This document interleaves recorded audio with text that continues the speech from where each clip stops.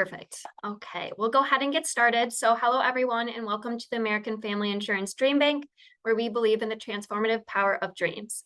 I'm Jenna, and on behalf of DreamBank, we're thrilled to have you with us for today's event. For those who have attended our virtual or in-person events in the past, welcome back. For anyone that is joining us for the first time, I'd like to take a moment to introduce you to DreamBank. Here at American Family Insurance, life's better when you're under our roof because when you feel totally supported and protected, any dream is possible. That's why we created DreamBank, an inspirational community destination and virtual experience designed to help people pursue, achieve, and protect their dreams. And now I'm thrilled to introduce you to our speaker, Trang Nova. Trang is a TEDx speaker and speaking coach, helping you to speak with confident authority so you can fulfill your potential and expand your impact. As a second-generation Vietnamese born in Australia, Trang has spent a lifetime integrating traditional Asian expectations in a Western society while exploring her rebellious and visionary personality. In her mid-20s, Trang experienced a quarter-life crisis that led her to leave the physiotherapy profession so she could help people harness the power of their voice and create an extraordinary life where they can truly thrive. She believes that when enough people are thriving, humanity as a collective will thrive, and that when humanity thrives, the world can thrive for us and for future generations alike. Please join me in welcoming Trang. Thank you so much for being here. The stage is yours. Hello, everyone. Thank you so much for joining. I am thrilled to be here and I am excited to get into it. So we've got 1 hour together. Let's make the most of this and let's get straight into it. My friends, do you believe that you can fly? Probably not. So you're not going to jump off a cliff to test it out, right? But what if deep down you did believe that you could fly? Then maybe you would jump to see. Maybe not off a cliff, but off a ledge to start. And so many of us did that as kids, didn't we? Well, in 1903, humans flew for the first time ever. Let me get these slides connected. We want to be able to see the slides. All right, humans flew for the first time ever. The Wright brothers, Orville and Wilbur Wright, invented the very first engine-powered aircraft that flew over 120 feet in 12 seconds. Like, we've all got to start somewhere. And we know that that was a phenomenal leap for mankind. Like, it opened up the gates to the rest of the world thereafter. And here is the thing.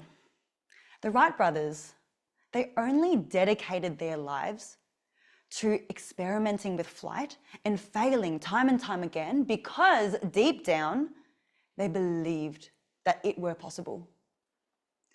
If they didn't believe that it were possible, then why would they even bother in the first place? Now, in the world of running, for many decades, it was deemed impossible to run a mile in less than 4 minutes. In the world of athletics, it was this mythical barrier, and experts deemed it that it was humanly impossible to do it without collapsing and dying. Until 1954, when a man called Roger Bannister broke that limit. He ran 1 mile in 3 minutes and 59.4 seconds. The first man in history to ever run a mile in less than 4 minutes. Now, from that moment, something interesting happened, because within just 1.5 months, another runner, John Landy from Australia, where I'm from, broke the limit again, breaking Roger Bannister's record with a time of 3 minutes, 57.9 seconds. And then another runner did it, and then another within the months that followed. So no human had ever been able to do that in history. And then as soon as the record and as soon as the barrier was broken, It opened up the gates for more runners to do it. So what's happening here? It is clear that it wasn't a physical barrier. It was actually a barrier that was mental. A barrier that was more about their beliefs. Because runners didn't believe that it were possible, they weren't seriously setting it as a goal. They weren't seriously aiming for it, and therefore they were not achieving it. But when it'd been done, they could shoot for it. They knew that it was possible. They could make it happen for themselves. Now, this was me in 2019. I was a physical therapist. We call it physiotherapy in Australia, but physical therapy for you. And I'd been practicing for a few years, but my heart wasn't in it. I would get into work, and then just after 1 or 2 hours, I'd already be counting down the hours till the end of the workday. I'd have long days, 20 patients, in, out, every 30 minutes. And I remember going for my one big overseas holiday of the year, and it was a 12-day holiday in Bali that I had saved up for the whole 12 months prior. And I remember looking down the barrel of the next 4 decades of this life. And I thought, is this it? Is this all it's ever going to be? No, I couldn't do it. I had a dream. I wanted to be able to do my own thing on my own terms. I wanted the freedom and the flexibility to travel, to fly business class. Like, imagine. So I remember sitting down with my partner at the time, and we looked at our finances. Let's see if it's possible for me to step away from physio and to build my own business. But Australia has a cost of living crisis. And very quickly we saw that it wasn't even possible for 1 month, let alone the many months it would take to build a business. The chances of building a small business successfully, they're small. After 5 years, 50% of small businesses fail. After 10 years, over 75% fail. But I still had a little bit of hope because I was reading books, like business books, motivational books, and there were people like Alex Hormozy who would say, hey, the odds are small, but you can skew the odds in your favor. And my friends and family, they were supportive. They said to me, Trang, you've never failed at anything that you've put your heart into. So if anyone can do it, it's you. So I thought I'd give it a go. I was petrified. I was scared. I had no idea what I was doing. But while working in my physical therapy job, I started an Instagram page. Started posting about how runners can get strong, what training they can do to get faster. And then eventually I got my very first client. And then another, and then another. I started to get the confidence to raise my prices. And then the deposits that were coming into my bank account were getting pretty decent. And that allowed me to slowly drop back on my physio hours. And now I am a physical therapist turned speaker and speaking coach. I help people like you to harness the power of your voice, to be able to speak with confident authority so that you can fulfill your potential. You can lead powerful movements and make a difference in this world. I really do believe that I have achieved my dream life for where I'm at. I mean, of course, there are always going to be more levels, but at the moment, I get to live a life where I do have flexibility. I get to travel and live abroad for half the year, each year. Can you tell that I love mountains? And I now live in Bali for a third of each year. What used to be my 12-day holiday, like my one big holiday of the year, I now live here for 4 months of the year. And in fact, that's where I am now at a lovely 4 a.m. in the morning. But I'm so stoked to be here. So happy.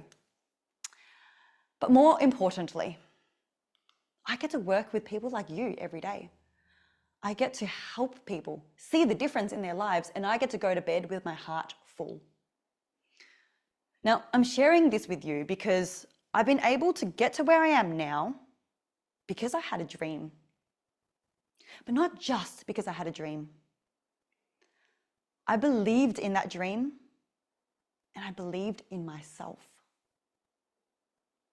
Whether it's creating our dream life, whether it's inventing the very first plane, or being able to run a mile in less than 4 minutes. It starts with having that belief. Because if we don't believe that something is possible, then why would we even put effort into it in the first place, let alone persist at it long enough to be able to achieve it? But when we do believe, then we get tunnel visioned. We go for it. So what I'm telling you is that our beliefs are the root of our decisions. Whatever it is that we believe, it will affect every decision that we make. And then our decisions will lead into our behaviors, our results, and then our life. So this is the chain of how reality is created. It starts with belief, and then it leads into a cascade of events that end up with our life's destiny, our future. But a lot of people might not realize this. There's a lot of steps here, right? So when a lot of people think about their results in their life, they often focus on one thing. They focus on what's most obvious in front of them. If I start doing X, I'm going to achieve Y, right? So they focus on their behaviors. If I want to get fit, if I want to lose weight, next Monday, I'm going to start at the gym. I'm going to go on a diet and I'm going to cut out all the carbs. And if I do that for long enough, I'm going to lose weight, right? Seems obvious. Or I want to make more money. I want to start making an extra $1,000 a month. So maybe what I'll do is I'll buy that book on investing that everyone is raving about, and I'm going to read that book. Or I want to meet the love of my life.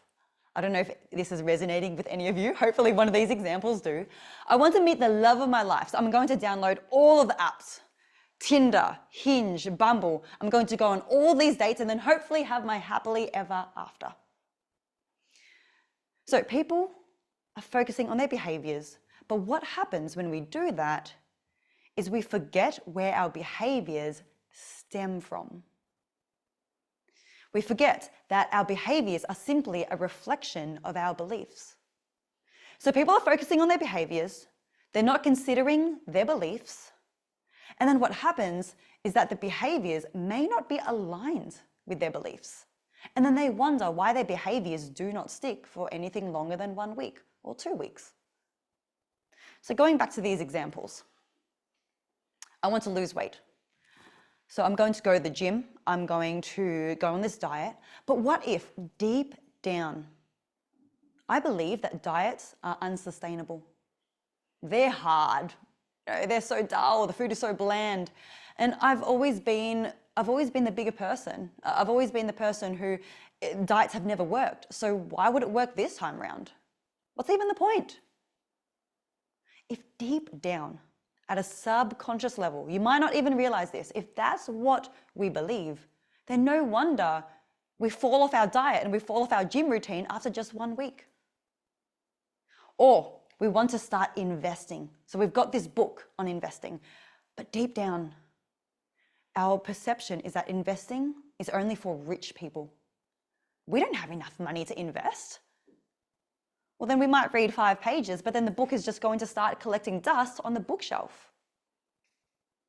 Or we want to meet the love of our life. We're going on all of these first dates, but deep down, we believe that we're not ready.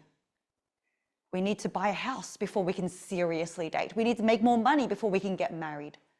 So we wonder why we are only making it to the first or second date, but nothing more. We wonder why we always notice what's wrong with people and we push them away. So can you see how our beliefs dictate our behaviors. And when there is a clash, our behaviors will not continue. Feel free to put in the chat box, like, let's make this interactive, if this is resonating with you, if this makes sense to you. So what I'm saying is that we need to start at the core of how reality begins.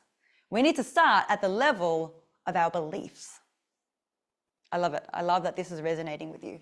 I'm going to scroll. I'm going to make sure that I can see the chat box. So if there's any questions that come through, I don't want to miss it.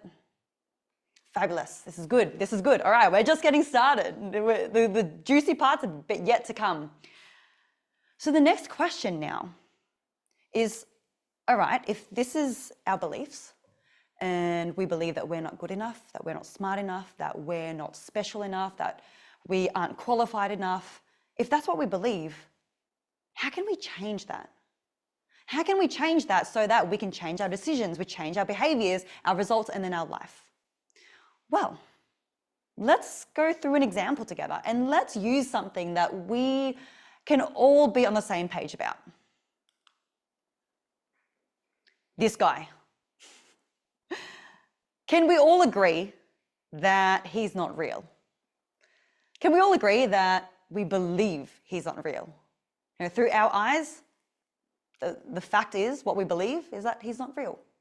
So what would need to happen for us to change our mind and to start to believe that he is real? Well, two things would need to happen, and I'm going to share those two things with you. So the first thing is that we would need to look up at the sky and to see a man in a sleigh being pulled by a reindeer. We would need to see that with our own eyes. That's the first thing that needs to happen. Now, if we saw Santa Claus in the sky once, we might not be convinced. We might think that it was a stunt, or that we're seeing things, or we're not feeling well.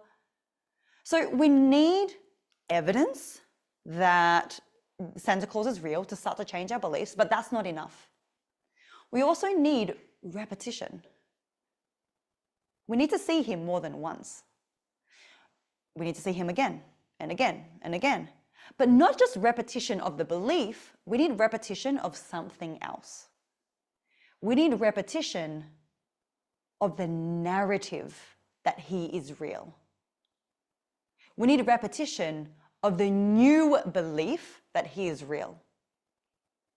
So what that means is we need the news to be talking about it. We need the news to be broadcasting. Santa Claus has been seen in the sky. Did everyone see him?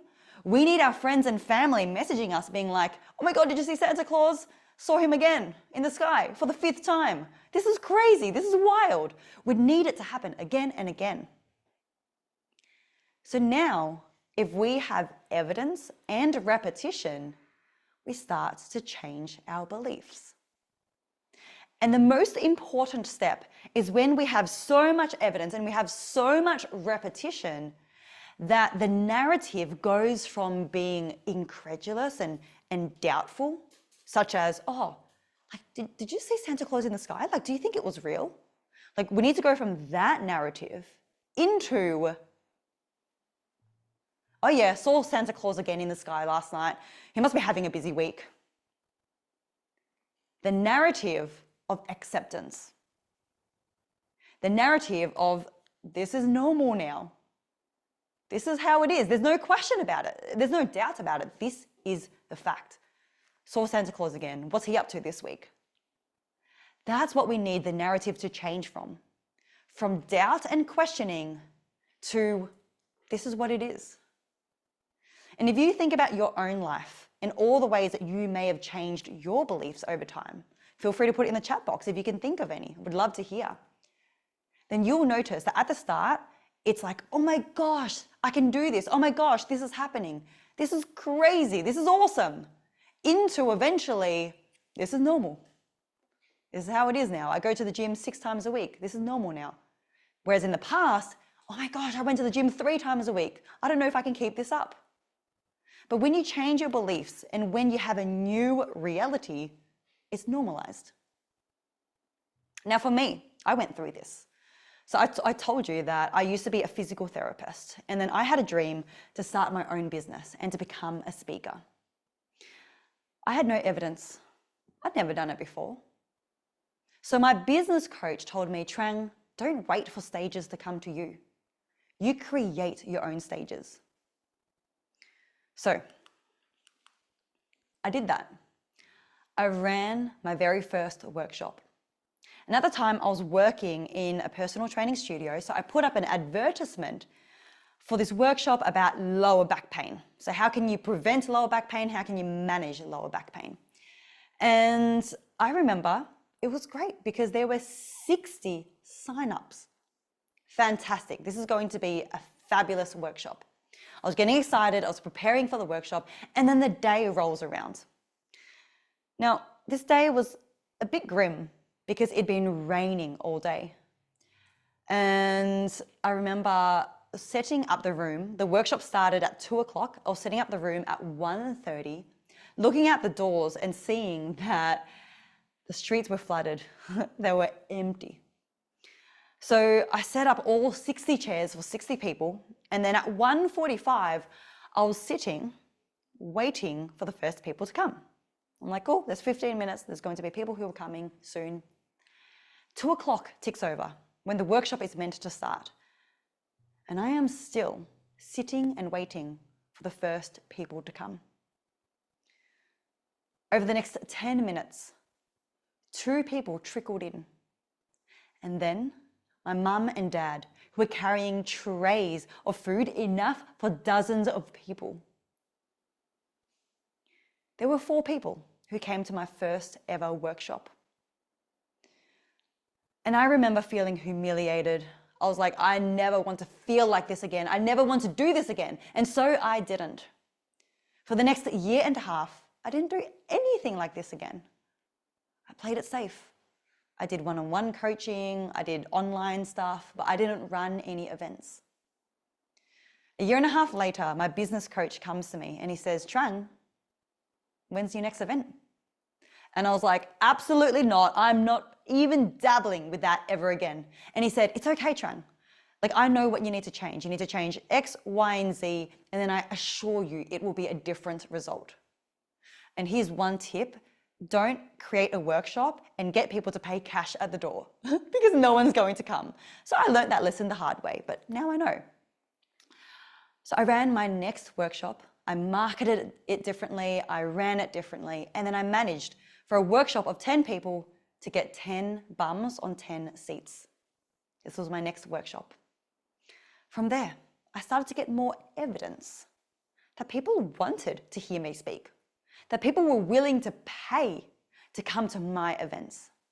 So I started to get a little bit more confidence. I started to repeat to myself, hey, like, I can do this. So I did more. I started running full day events. I started running retreats, starting with 2 days and then eventually 3 days and then 4 days. I started speaking to bigger audiences and then bigger audiences. And by now, years later, I had the evidence that I was a speaker. And I believed it too. I saw myself in the mirror and I would say, hey Trang, you're a speaker. I would introduce myself as a speaker. So what I'm telling you is that it is a cycle of evidence and repetition that builds. So when you have a little bit of evidence to start, and then you get more repetition of that evidence, you get more repetition of that new belief, then you start to permanently change your belief. So you bet, when I got the opportunity to do a TEDx talk last year, I was like, this makes sense. I am a speaker. I am ready for this. And of course I was nervous and it wasn't easy, but I believed that I was worthy and I was ready to take on that stage. So this is the formula for how we change our beliefs.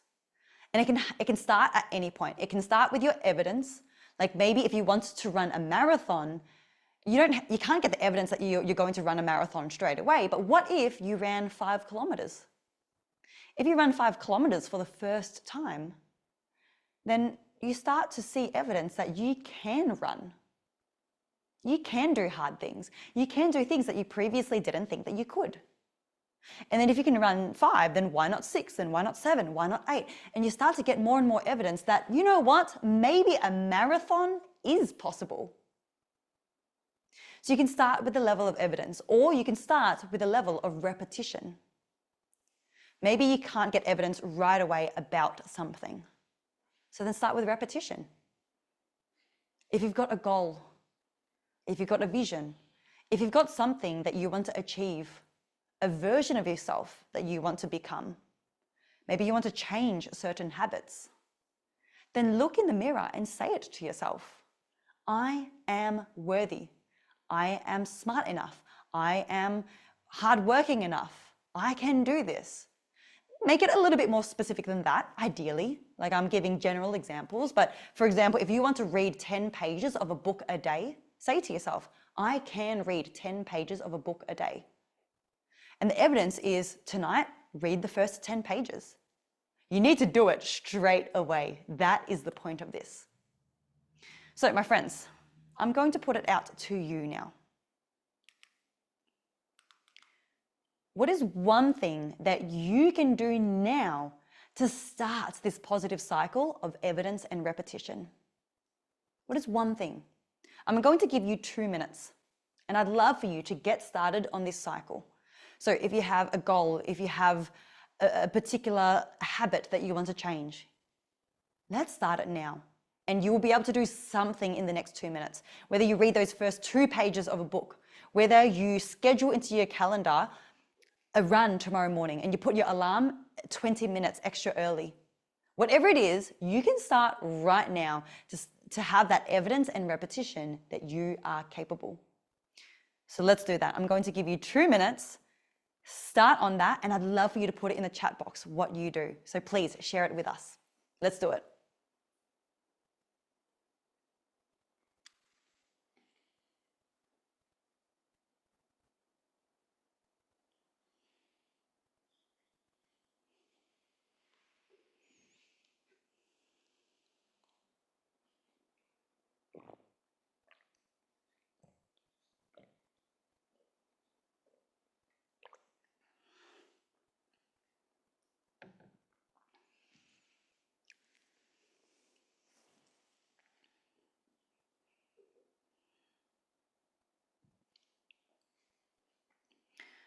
I'm going to get up when my husband leaves for work to start my day instead of sleeping in another hour. Fantastic. Put on that alarm, Margaret. Let's make it happen.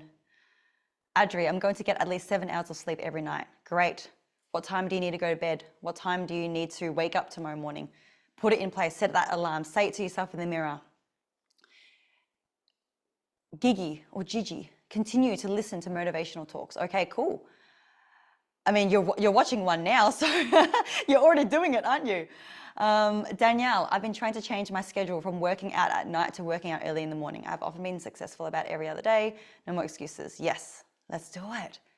And like at this point, can I just say, the first attempt is the most important. Let's say a lot of people have mentioned sleep, right? If you're going to get up earlier tomorrow morning is the most important attempt. Like if there's anything that you do tomorrow morning, it is get up in the morning at the right time. Because what evidence are you going to give yourself if you snooze? What evidence will you give yourself if you get up?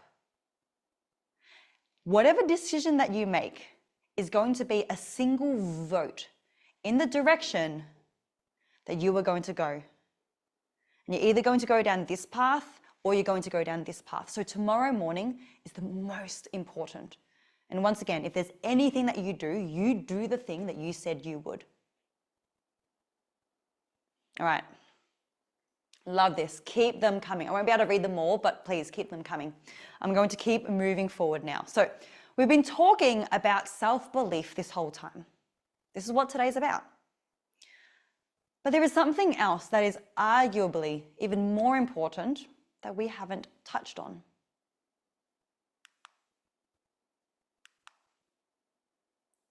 Self-worth.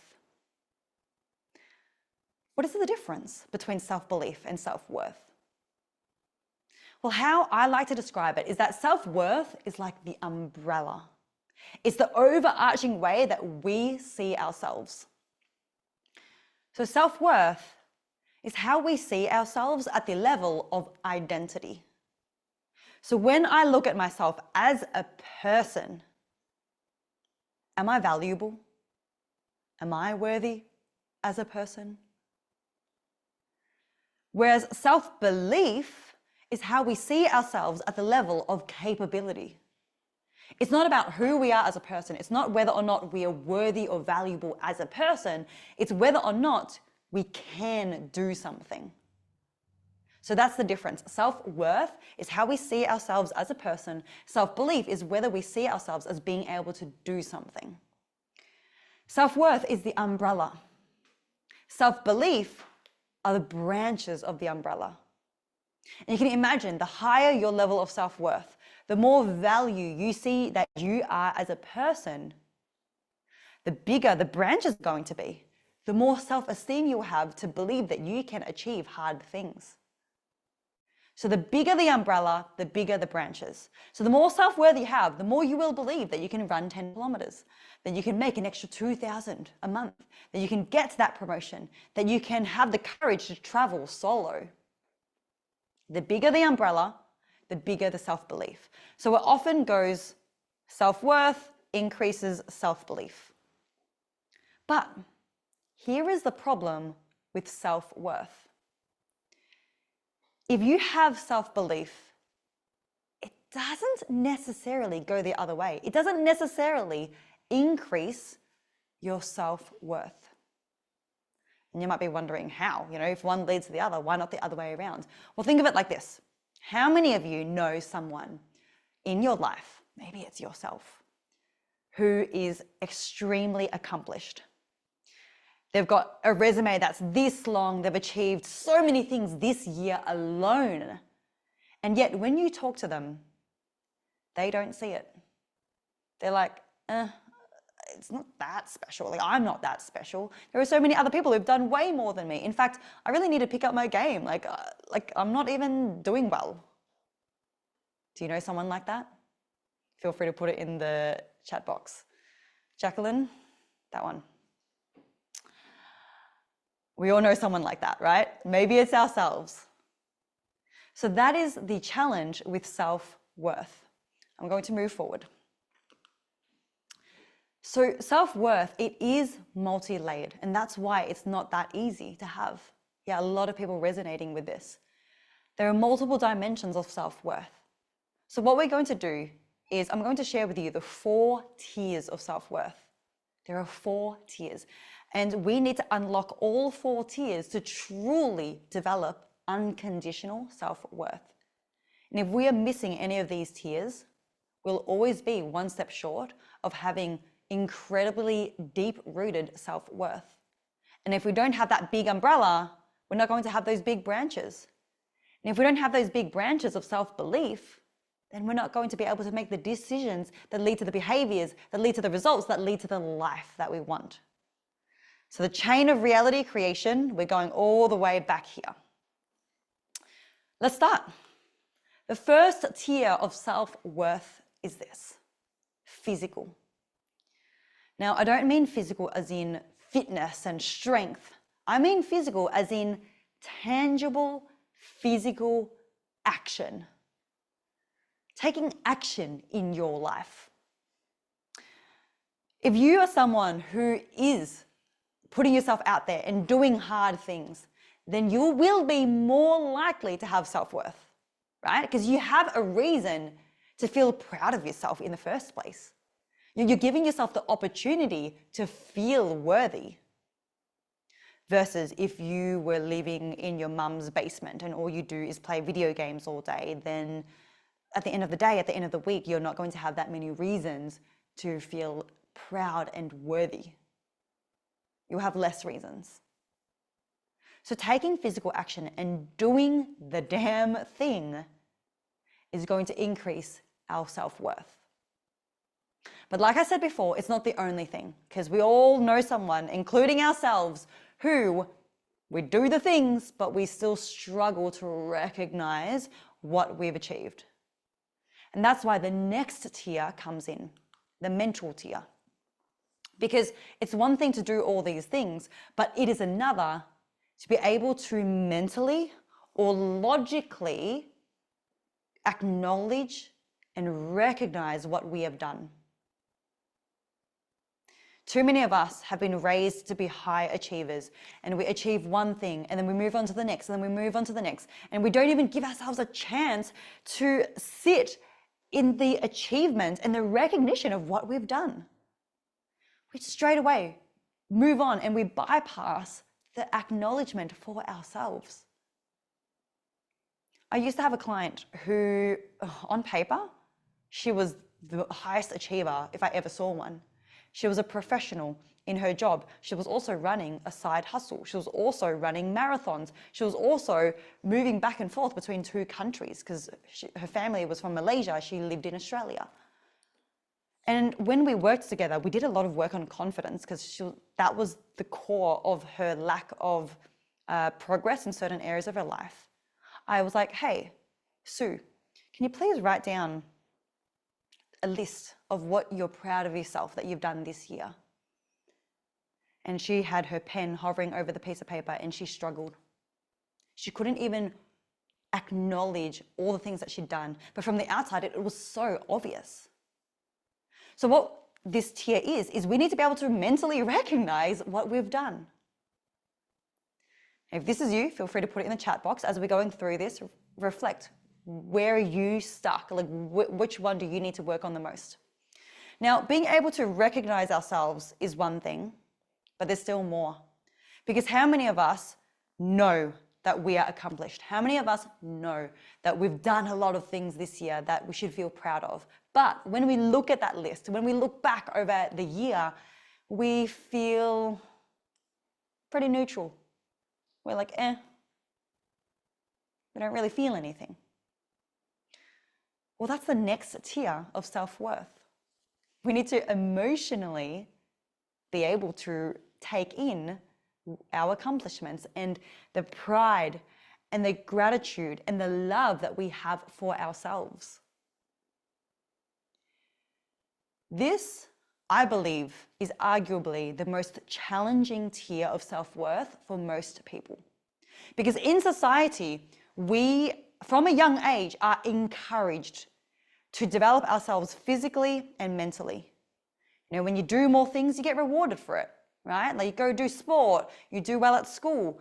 When you do more things, you get applauded. When you do well mentally, whether it's at school and you get good marks, or at work and you come up with new ideas or you push forward a project, you get recognition for that. But we don't so much get recognition for emotional development. In fact, we get discouraged because when we're young and we cry, what do our parents tell us? Oh, be a big girl, be a big boy, don't cry. As an adult, if we're overly emotional, we get labeled as crazy or too much. We get discouraged to feel our emotions. And then what happens is that we suppress them. We keep our lives busy, we move from one thing to the next, we bury our emotions, we push them down, and then we don't really feel. We don't know how to feel that intense high nor the intense lows. Like, of course we feel naturally, but we've dulled it down a lot. And then what happens is we get to the end of the week and we are driving on the road and someone cuts us off and we lose it. We participate in road rage. We crack it at our partner or our kids. We lose it. And it wasn't even that big of a thing, but it's been pent up. So all this anger, all this emotion has built up over time.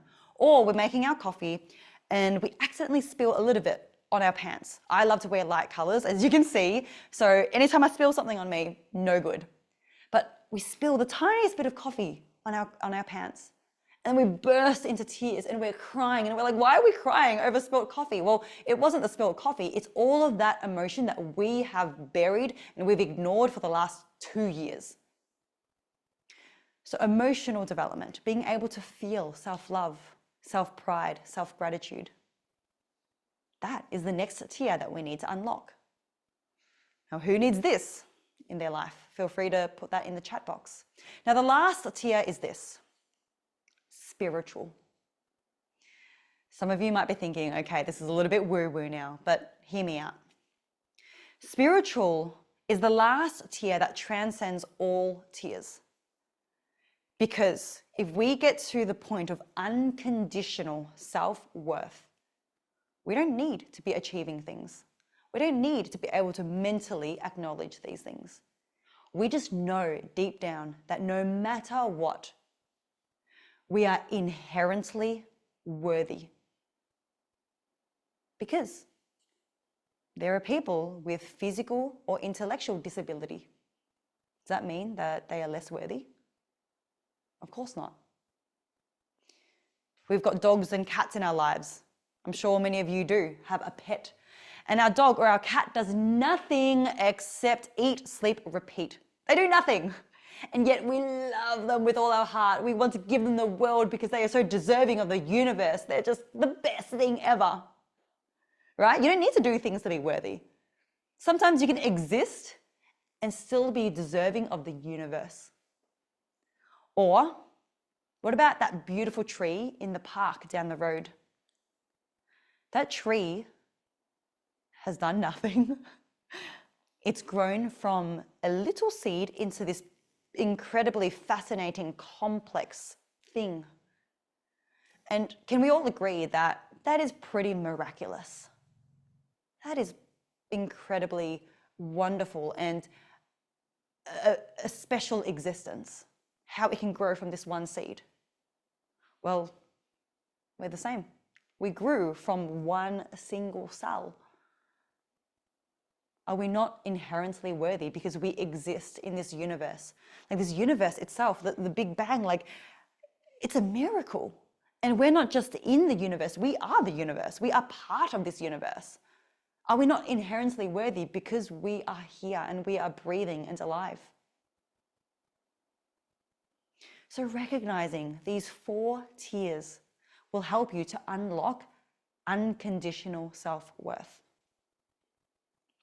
So now I'm going to give you a moment.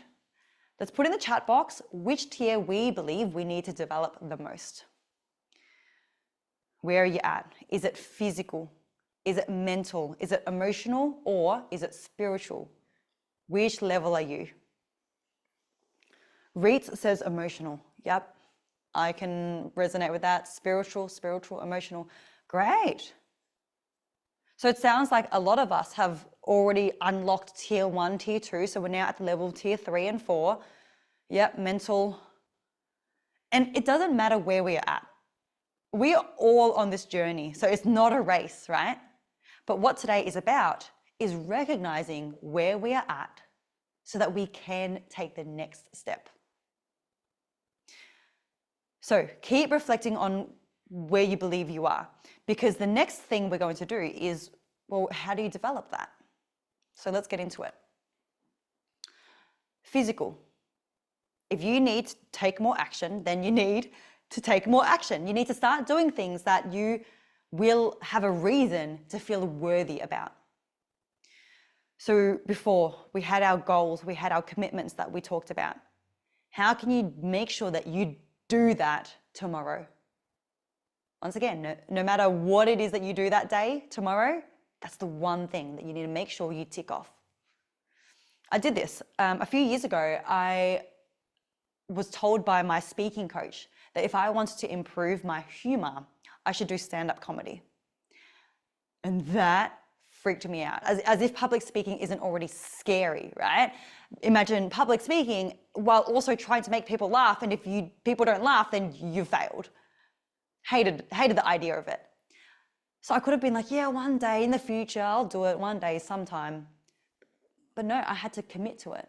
And even though I was busy at the time, I couldn't start straight away. I went onto the internet, Google, I looked up a course near me and I signed up. I gave them my money straight away, that very day. Even though I was starting in 2 months' time, I committed to it today. So what can you do today? That's the question. Next, mental. If you need to develop yourself mentally in terms of acknowledging your achievements, then you need to start acknowledging the magnitude of your accomplishments. Instead of just moving on from one thing to the next and always doing, where in your life are you doing regular journaling? Where in your life are you stopping to write down the things that you've achieved that make you feel proud of yourself? This is a muscle that we need to train. It's a skill. Like being able to recognize your own achievements is as much of a skill as playing the piano. We can train ourselves to be able to do it. We can train ourselves to not be able to do it. So my client, who I said before, who's unable to write it down, I gave her homework. Every night, I need you to write down at least one thing that you did today that made yourself proud. It can be very obvious, like a promotion, but it can be as small as I lent into a hard conversation today. Or I chose the organic fruit instead of the non-organic, like whatever it is. Start to train that muscle of you being able to detect and pick up all the things that you do that make you feel proud of yourself. Now, if you need to develop your emotional tier, then you need to start feeling the emotions of pride, gratitude, and self-love. You need to feel it. And every feeling has a feeling. So you should be able to notice it. Like, you know, when you feel nervous, and I had this a little bit before starting today, I'm not going to lie, there's slight butterflies in your stomach, right? That's what it feels like. So what does pride, gratitude, self-love feel like? It feels like this glow in your chest. It feels like a glow in your stomach. It feels like tingles in your whole body because you're feeling so happy and joyful. That's what it should feel like. So every night, once a week, twice a week, whatever you can do, take 5 minutes to develop and bring out that feeling. You want to be able to have it in your body. And then lastly, spiritual. You need to start recognizing your worthiness no matter what. So regardless of the previous tiers, are you recognizing that you are worthy? So whether you write it down, whether you feel it, however you choose to do it, I want you to develop a system. I'm such a systems person. Like, I love routine. So I love having something that I do as a regular practice. So whether it's twice a week or once a week or 3 times a week that you commit to, I want you to create that system to be like, 5 minutes. I'm going to recognize that I am worthy no matter what.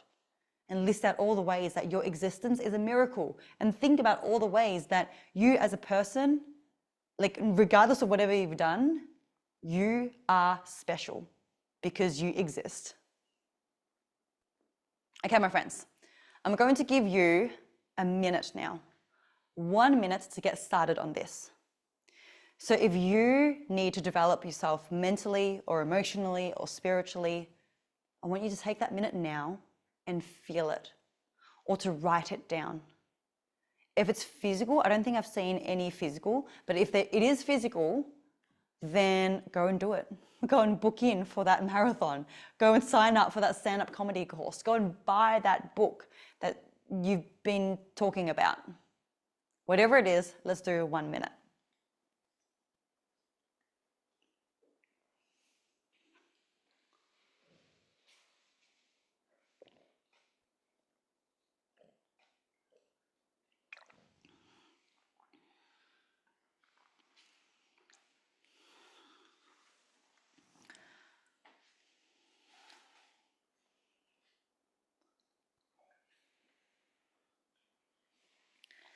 If you've got it, feel free to put it in the chat box. Would love to hear if there's something that you're feeling for the first time, if there's something that you've acknowledged that you've achieved this week. Like, let's celebrate ourselves because we are worthy. Let's give ourselves that acknowledgement.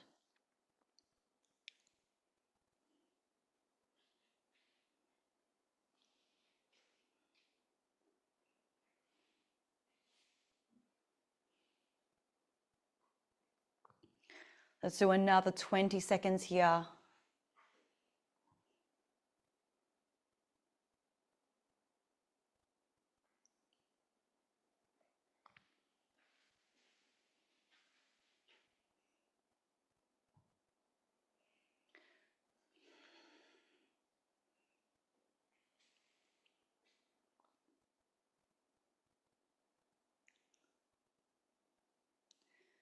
Okay, my friends, we are coming to the end of the session today. We've got a little bit more, but I'd like to zoom out now for a second. I am here today speaking to you. This is going to be me in practice. Like, I'm going to be practicing this emotion in real time. So, like, it's coming. I'm here speaking to you today because I am in a place where, like I said before, I believe I've reached my dream life. Of course, there are more levels, but where I'm at now, if this was all there ever was, I'd be completely content, completely at peace. And yes, that's because I had a dream. Yes, it's because I believed in that dream. It's because I believed in myself. But that's actually not where it began. I would say, based on my understanding, it began 50 years ago.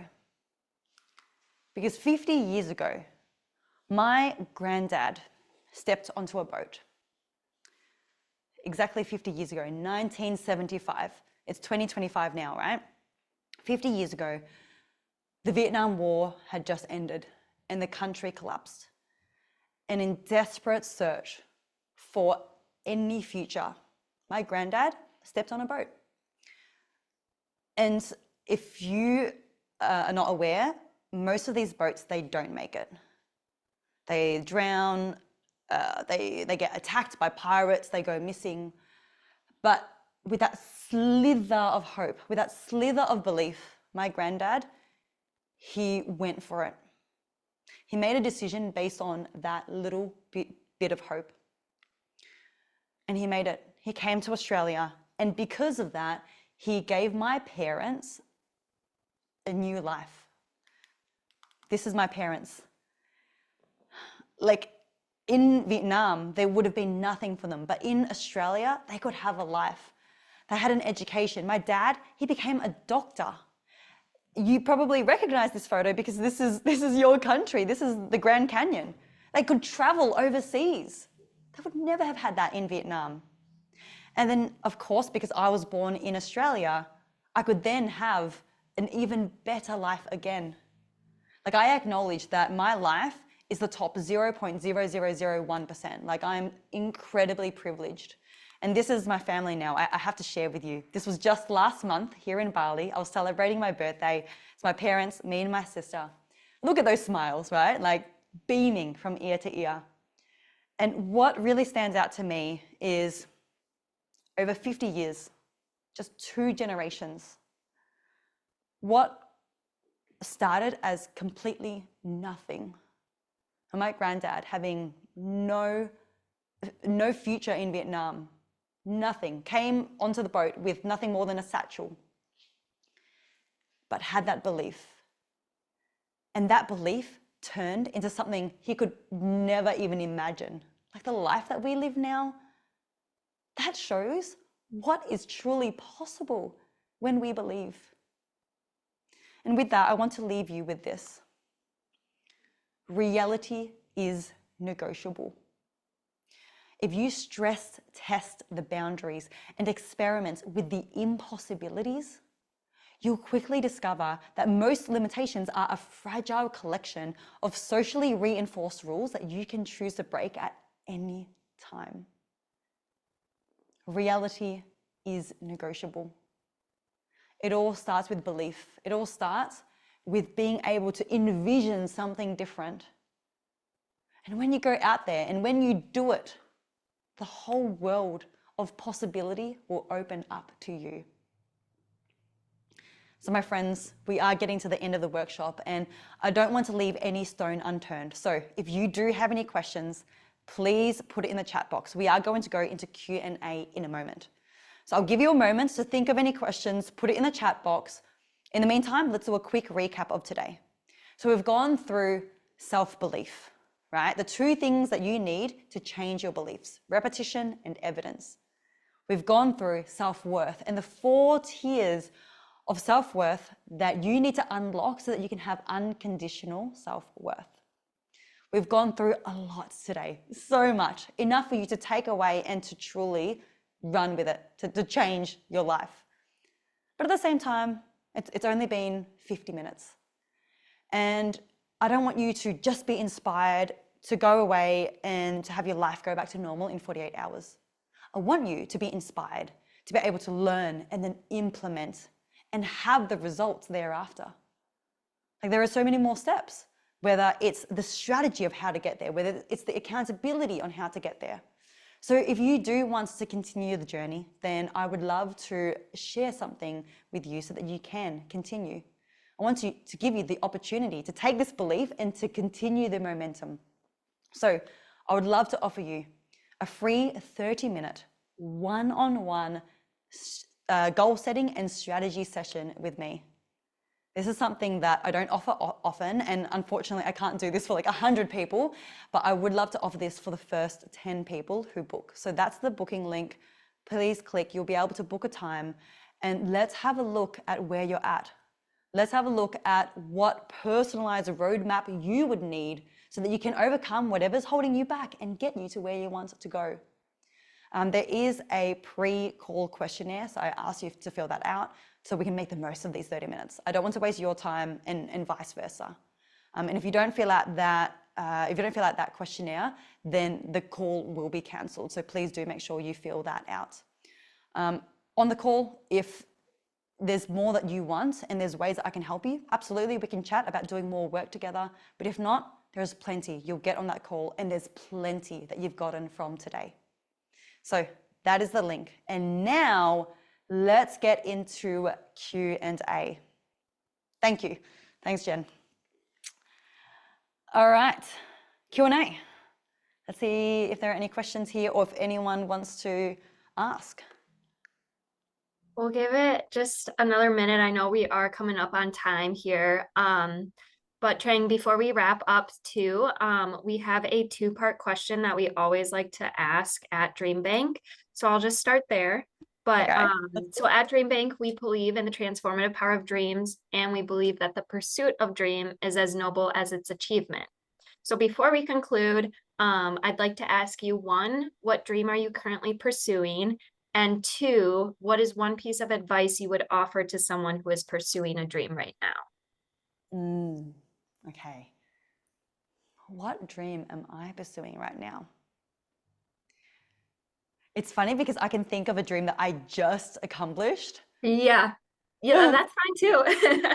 That was such a big thing for me. So obviously, like business goals, personal fitness goals, like all of that. But one that I did just finish that I'd been working towards for the last 6 months relentlessly was I did just come from Nepal and I did a trek in the Himalayas. Specifically, I did the Mount Everest base camp trek. Oh. And I'm not a trekker. Like, I've done one overnight hike in my whole life, and this was an 11-day trek. So I trained my ass off for it. Like, I was running, I was doing hiking with a weight pack. I was training so hard that I actually put myself into a moon boot. So I injured my foot, and then 6 weeks out from this 11-day trek, I was in a moon boot, a cam boot, whatever you call it, and I couldn't even put weight on it for 4 weeks. So this whole trek was in question. I was like, am I even going to be able to do it? And then 2 weeks before the trek, I had my final appointment with my podiatrist, and he was doing all the tests, like checking if I can jump, if I can hop, if I can run without pain. I had no pain, which was positive. So then he sat me down and he's like, Trang, you can do the trek. And I'm like, yes, like this is all I wanted to hear because I'd been so stressed for 4 weeks. But the point of me sharing this is it was the training for the trek was hard, right? Like I was doing, 1.5, 2 hours of training a day. But what I learned from that is that the pursuit of the dream, the pursuit itself is not necessarily the hard part. The hard part is the fact that life is always going to throw you unexpected twists and turns. So that is what you should watch out for. That is what you should expect. And when it does happen, don't take it as a sign that you're not good enough, that it's too hard, that you're not capable, that you're not ready. Don't take it as a sign of any of those things. Because like I said, you should be expecting these unexpected twists and turns. You should be expecting extra obstacles, extra barriers. But how I see it is, hey, if it were easy, everyone would be doing it. So what if it is a good thing that it's really hard? Because that means you get to do the thing that most people wouldn't be willing to do and will never be able to do. So that's my advice. I kind of put it into one, but that's my Yeah, advice that's okay. on pursuing a dream. Well, I love that. And congratulations on a dream achieved. That's really amazing. Thank you. Thank you. Okay, so we are at time, so I'm gonna go ahead and wrap up. But Trang, thank you so much for sharing your time and insights with us today. This was such an inspiring and impactful session. And to all who joined us for this session, thank you for being here. You can learn more about DreamBank's free upcoming programming at amfam.com/DreamBank and by connecting with us on our social channels. And if you're interested in revisiting this event or exploring past ones, our YouTube channel is the place to be. On behalf of the American Family Insurance Dream Bank, we look forward to hosting you again soon. Until then, keep dreaming fearlessly. Thank you.